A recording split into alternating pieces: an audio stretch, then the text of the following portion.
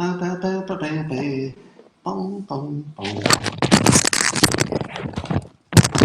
microphone. Well, I decided to wear my Nike jacket. I'd been boycotting Nike, but Nike's back on my good side again. I wasn't really boycotting Nike, but they're definitely on my good side at the moment. I had to come back because, sometimes it's a 2 coffee day. This is a 2 coffee day. Please join me. Grab your cup, your mug, and please enjoy the simultaneous sip.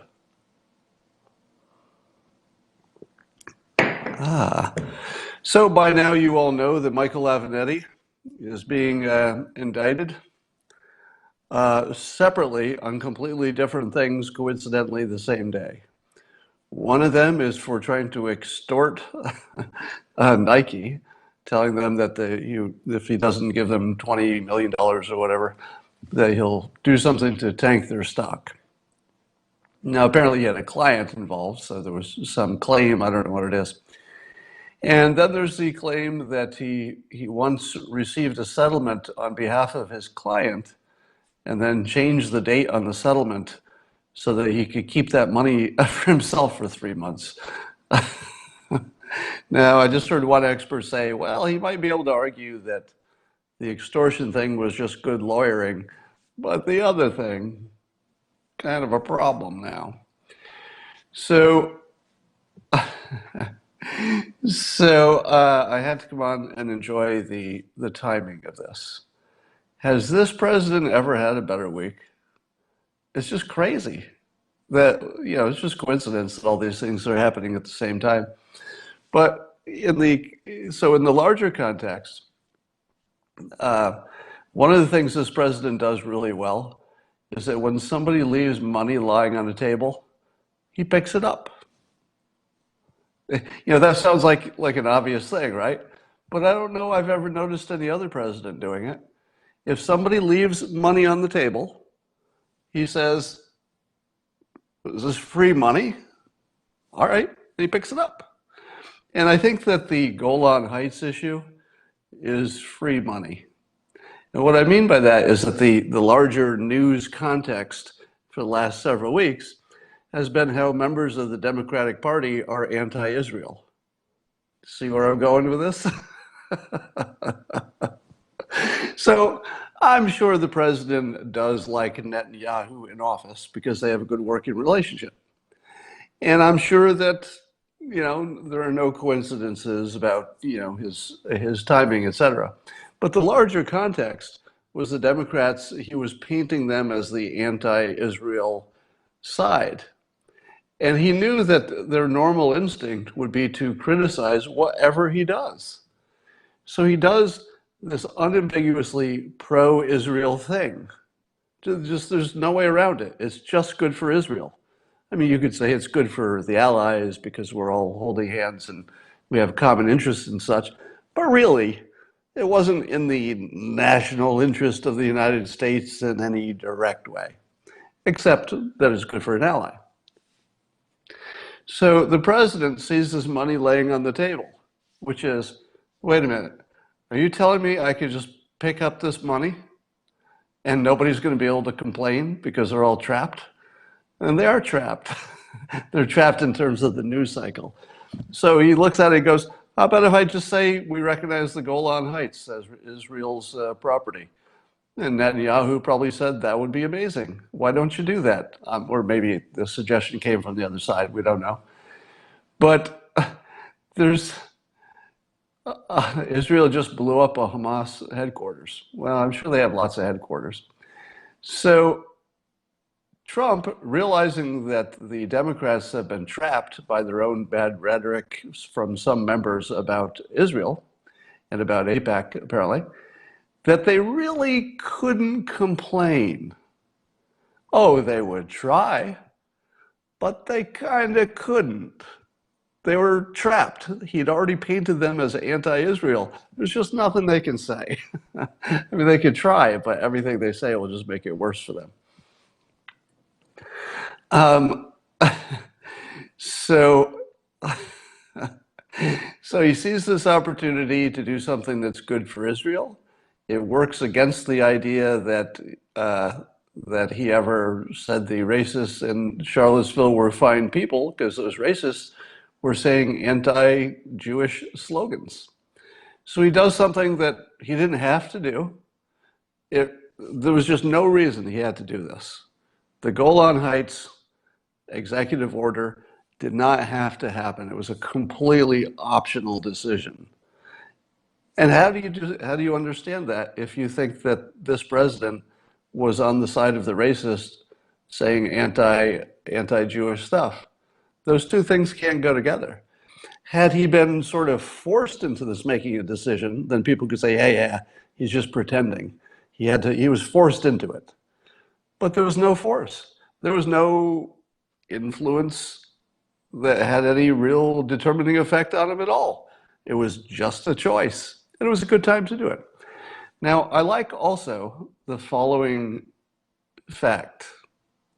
If you're looking at the Middle East, the president is I would call the president the expert at setting the table, because people are saying, my God, he's poisoned any hope of a peace plan in the Middle East. Has he? First of all, the odds of any kind of a peace, comprehensive peace in the Middle East, most people would say is, well, it's so small, it would be hard to hurt it. I mean, there's not much you can do to make it worse, because it's probably close to zero.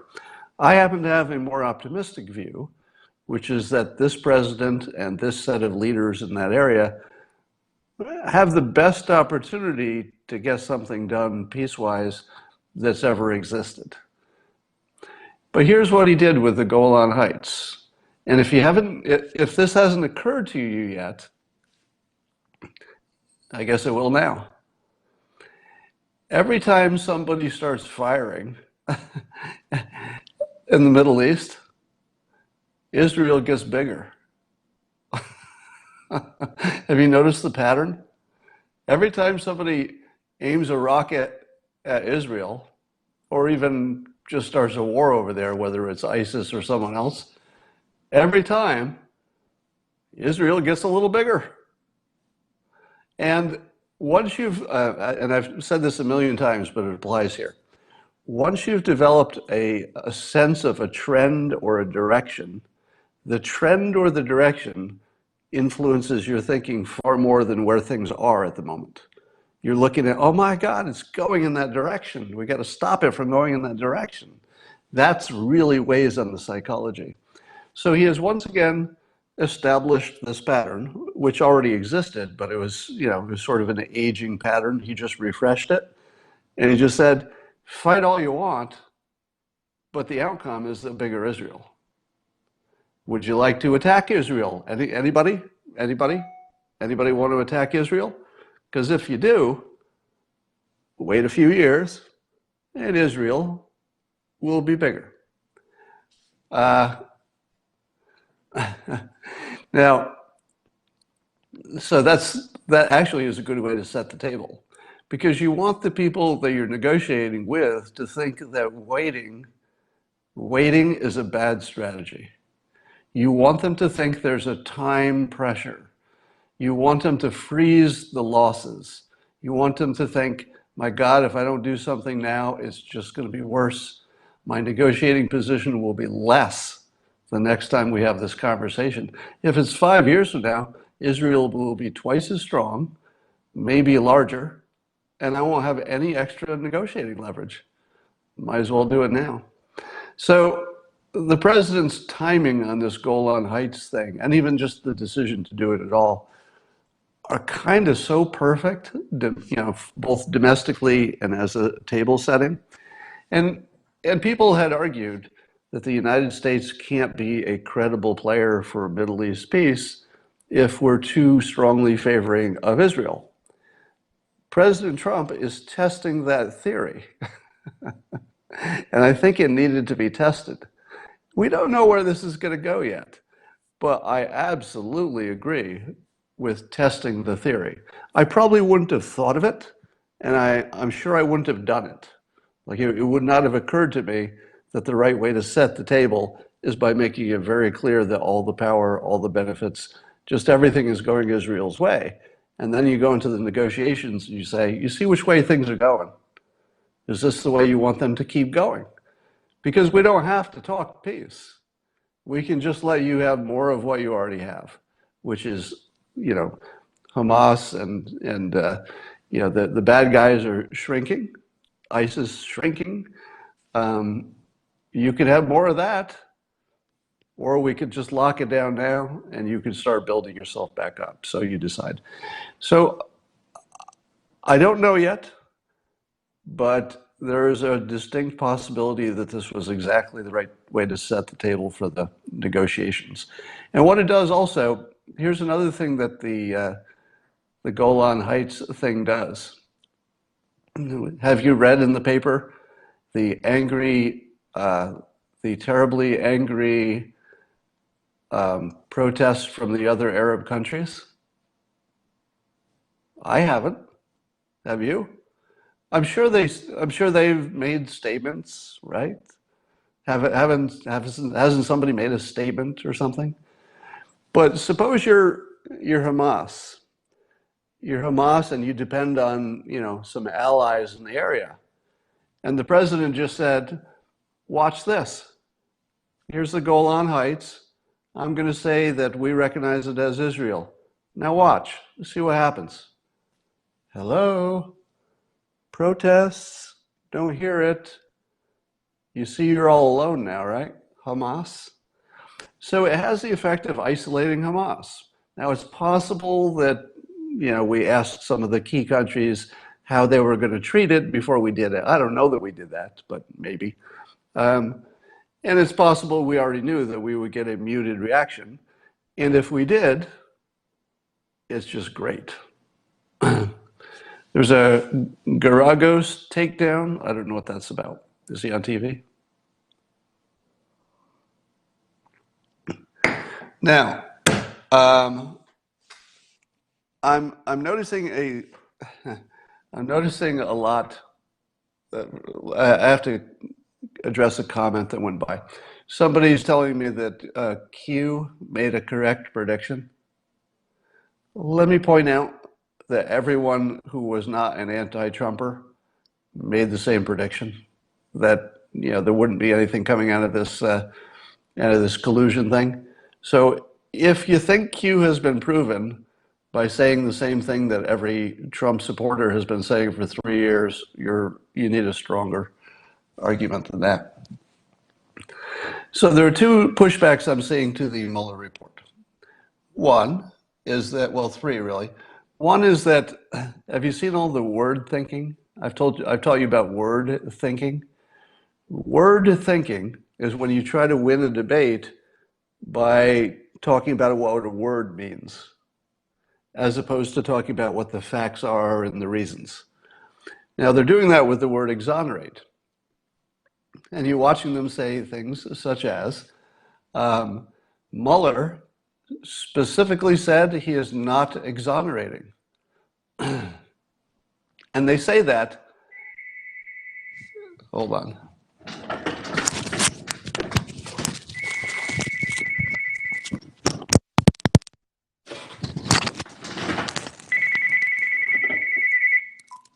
Hello? Hello. Yes, hello. I'm good. I'm glad to hear that. Well, my name's Jeremy, and I'm calling from Green Air. We did the maintenance on your furnace a while back. We believe we replaced our flame rod and changed the air filter since we're here. But our invoice is showing that we did not inspect the attic for the crawl spaces for bacteria buildup, rodents, and critter infestation and stuff like that. Huh. So today, we're sending out technicians today at no cost to you and at your convenience to complete the service and do the full inspection just to make sure everything's on the up and up. It takes less than half an hour tops. Yeah. We have morning and daytime slots available, and so it's really up to you. No, thanks. I was going to be nice to him. I have to I have to admit that I take my spam calls now, and I do one of two things with them. First of all, that he was saying that he had done some work on my furnace, which never happened. So the call was a scam. It's somebody I've never worked with before. But I do one of two things. One is I keep them on the phone as long as possible before I let them go. Sometimes I just answer and let it stay there because I want them to spend as much time as possible not making money. The other thing I do is sometimes if I'm in a bad mood, I use them to yell at them. And I was going to do it, but I decided not to swear as much as I do. So usually I just start yelling a string of profanities into the phone because it's sort of a free punch. I mean, they're terrible people. They're literally criminals. And so I yell at them too, because it feels good. There are very few cases where you can just scream at somebody with, you know, the filthiest language you could ever think of. But this is one of them. So I don't recommend it. It's just something I do for fun. If somebody says I asked them to hold, I like that. All right, where was I? I was talking about exonerated. So now they're saying, but, well, I need to bring in my assistant, Dale, to show you their argument. What do you mean he's exonerated? He was only exonerated by his own appointee, Barr and Rosenstein. But I'm not going to talk about Rosenstein. I'm going to talk about Barr. So it doesn't really count because he's only exonerated by his own appointee, not by Mueller, who said he's not exonerating.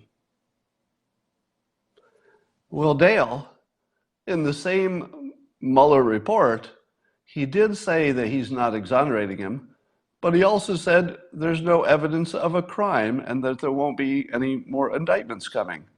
So what exactly was Bob Barr supposed to do with the report from his own person who reports to him after 3 years when it says there's no evidence of the crime? Was Bob Barr supposed to start over and look for evidence of a crime himself? Spend another $25 million? Or was Bob Barr supposed to look at there is no evidence of a crime and come to a decision because that's what bosses do? But Mueller said he's not exonerating him. He said he's not. Yeah, we heard that. But you also heard that he said there's no evidence of the crime. What was Barr supposed to do when there's no evidence of a crime? It's like you don't hear me. Mueller said, not exonerated, not exonerated. Okay, Dale, settle down. I hear you, and I will stipulate that Mueller said that he's not exonerating. Will you stipulate that he also said there was no evidence of a crime?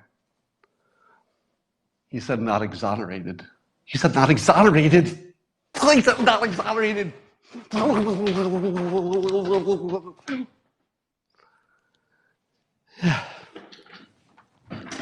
And scene. So that is the one best argument I'm hearing today. The other argument I'm hearing is what I call the Charlie Brown and the football argument. Have you heard it? It goes like this. Okay. I knew we were positive Trump would never get elected. Okay, you fooled me once. Sure, I was wrong about that. I get that. But it was Russia. Once we find out all this Russia collusion business, he's out. Okay, there's no collusion. So he did get elected fairly. There was no collusion. But man, wait for the Southern District of New York. The Southern District of New York, that's where all the fun's going to be. Plus all the detail in the Mueller report. How about that, huh? How about that? So that's what I call the Charlie Brown football approach, where no matter how many times Lucy puts that football down, Charlie Brown is going to still come running at it saying, He'll never get elected. Wait for the Mueller report. No, I meant wait for the Southern District of New York report. Sorry, Chuck. The Charlie Brown strategy. So the funniest thing happening lately is that the White House communication group has sent a memo to some of the networks. I saw the CNN one, in which the White House calls out the people that they've been putting on their programs, saying wildly inaccurate things about the Russia collusion stuff. And so the White House is respectfully suggesting that they never have those people on again. And he names them. So they're actually named. You know, who, well, I have to look at it now. Let me read if you haven't seen this, it's worth knowing which names they called out. Because these are people who are having a bad day today, I would think. If the White House gets personally involved trying to get you fired from your job, you're a bad employee. Let me just put this in context. If the White House ever contacts your employer to strongly suggest that you be fired, you fucked up. You're not a good employee. You're just gonna have to admit you're not a good employee. All right. Sorry, I didn't mean to swear. But the people they're calling out are Richard Blumenthal, Senator, Adam Schiff, of course, Jerry Nadler. They're not calling out Nadler's entire band, you know, Nadler and the Dingleberries, but they're calling out Nadler. Eric Swalwell, who's got a lot of explaining to do, Tom Perez, and former CIA Director John Brennan. They don't mention Clapper. Isn't that weird? Why is Clapper not on there? How is Clapper not the worst of the bunch? I don't know. But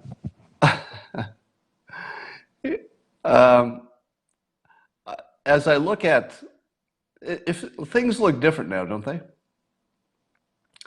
Things look different when you see Swalwell and you see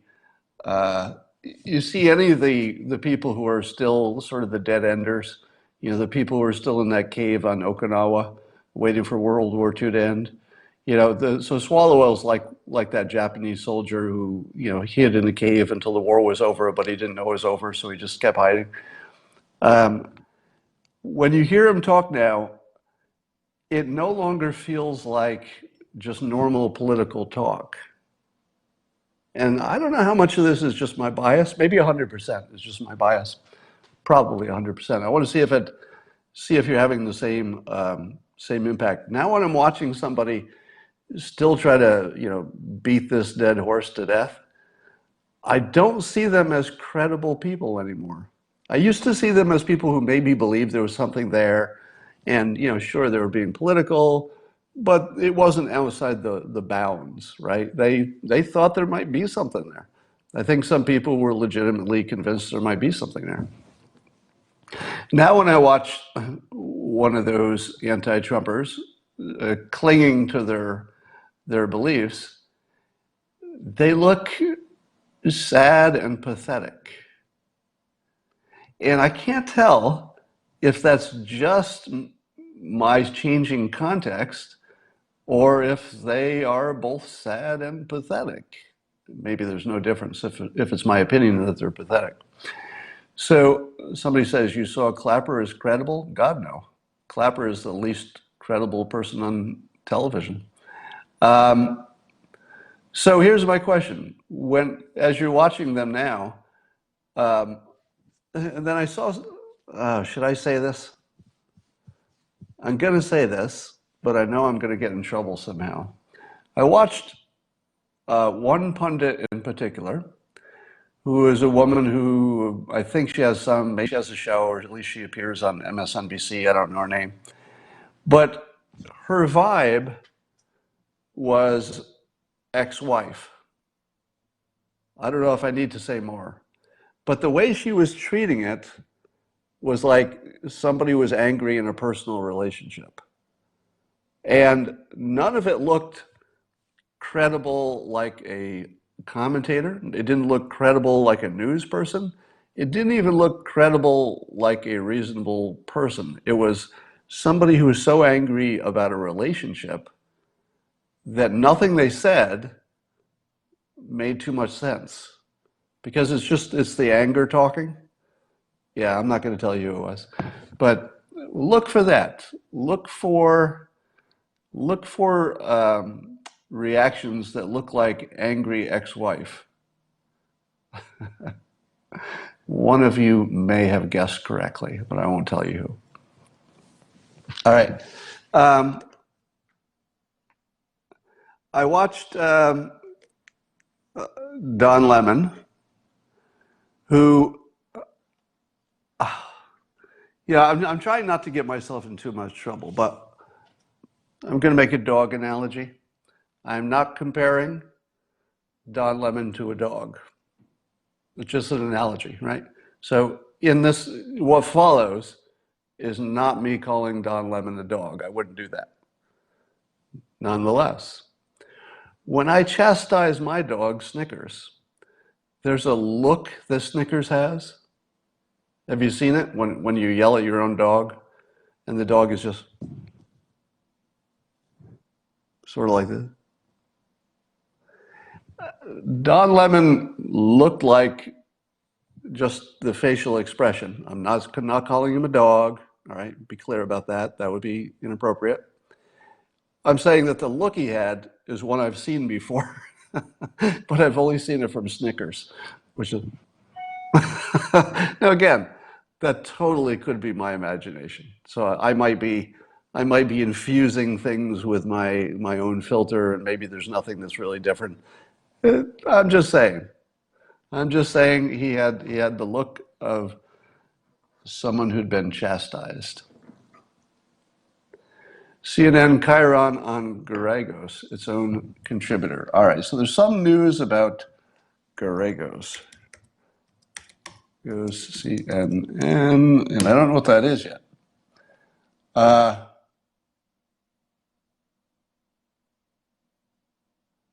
CNN legal analyst Mark Garagos is Avenatti's co-conspirator.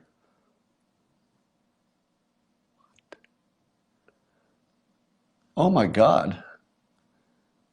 Co-conspirator on what? So this was for the Nike thing. According to the indictment, Avenatti and the alleged co-conspirator met with lawyers from Nike's. Holy cow. That's interesting. Well, that is a very bad day for CNN. Wow.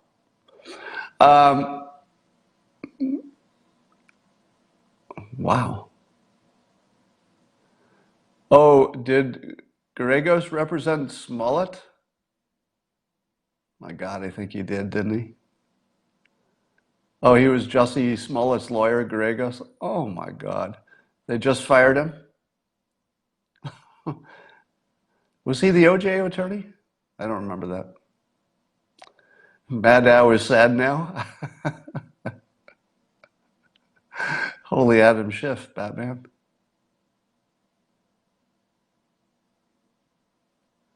All right, I'm just looking at your comments.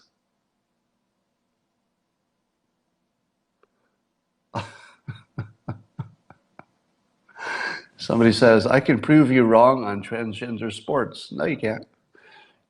Somebody said, I can prove you wrong about my opinion about transgender athletes. I don't have to hear your argument because I already know what it is. Your argument is that I said X, and you've got a great argument about somebody who you imagine said some different thing. So you can take your argument that will have nothing to do with any of my opinions and pretend that it has something to do with me and argue with yourself. All right. I'm just saying there's no chance. The only reason I say this is I've been in, I don't know, 25 debates, and all 25 of them start with, well, you think that gravity goes up. And I say, no, don't believe that. So, so rarely in my life have people disagreed with me while also understanding what I said. It's a very rare thing. Maybe 5% of the time. He was Michael Jackson's attorney? All right, let's see what, I just have to see what. Peter, Charles. I just got to look at CNN. What are they doing? Intelligence officials who leveled accusations that have not aged well. I called his behavior treasonous, which is to betray one's trust and to aid and abet the enemy. Third, then there's the question of the Mueller report itself. Will the public ever see it? The American people have a right to the truth. Schumer.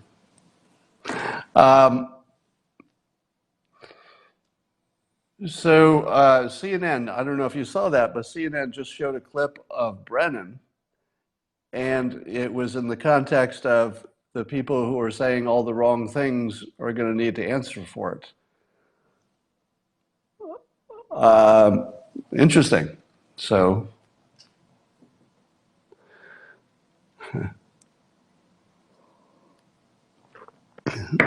somebody says, no more women's sports. Well, you're wrong again, because Renee Richards, who was transgender, played, she was born a man, but played in women's sports and didn't make any difference to tennis, because it turns out there aren't many people in that situation. But we don't want to talk about that today. We've got better things to say. So it wasn't OJ, it was Michael Jackson. He was Scott Peterson's lawyer. You know what's funny? If it's true that Mark Garagos was Michael Jackson's lawyer, Scott Peterson's lawyer, and Jussie Smollett's lawyer, would you pick him as your lawyer, given that just selecting him is a signal that you're guilty? Because McDougal went to jail too, right? Is Garagos literally the world's worst lawyer? His most famous clients were all guilty as hell. Wouldn't that just tell that if you were, let's say you, this is pretty funny. Let's say you were in the jury. So you're a jury trial and you don't know what the trial is about. You've just been selected for the jury trial. And the accused comes in and you see that the accused lawyer is Garagos, Mark Garagos. And you say to yourself, where have I seen him before? And you say to yourself, and later, because you can't Google it while you're in the jury box, so later you're like, I feel like I've seen this guy before. And you Google it, and you go, oh, he was the lawyer for McDougal, who was guilty. For Michael Jackson, who, thanks to that special we just watched, we know is guilty. But he also did Jussie Smollett, who was guilty. Do you even have to listen to the evidence? Oh, he also did Scott Peterson, who was guilty. You don't even have to listen to the evidence, do you? You can just skip the evidence part of the trial and say, I'd like to call the defendant to the stand. And you say to the defendant, did you hire Mark Garagos? And the guy says, yes, I did. He's my lawyer. And the judge says, I call the trial. Let's take it to the jury. And the jury says, I'm pretty sure he said he hired Mark Garagos. So that means he's guilty, right? Why else would you hire him? So, I mean, seriously, how in the world, if you wanted to look not guilty, how in the world would you do it by hiring the guy who's most famous for defending guilty people? That seems like exactly the wrong way to go. Has he won any? I'm sure he's won some trials, but they must not be the famous ones. Somebody said Ted Bundy too? That's not true, is it? Did he really? Did he Do Ted Bundy? Winona Ryder too? Only guilty people? Chris Brown too? I don't know if these are real, so don't take this as it was. Well, Kaepernick was not guilty of anything, was he? I think I'm still pro Kaepernick in many ways, at least for the effectiveness of his protest, although it led to nothing but him losing his job. So Bronfman too at NXIVM, the cult leader. Adam Carolla does a show with him? Well, probably not anymore.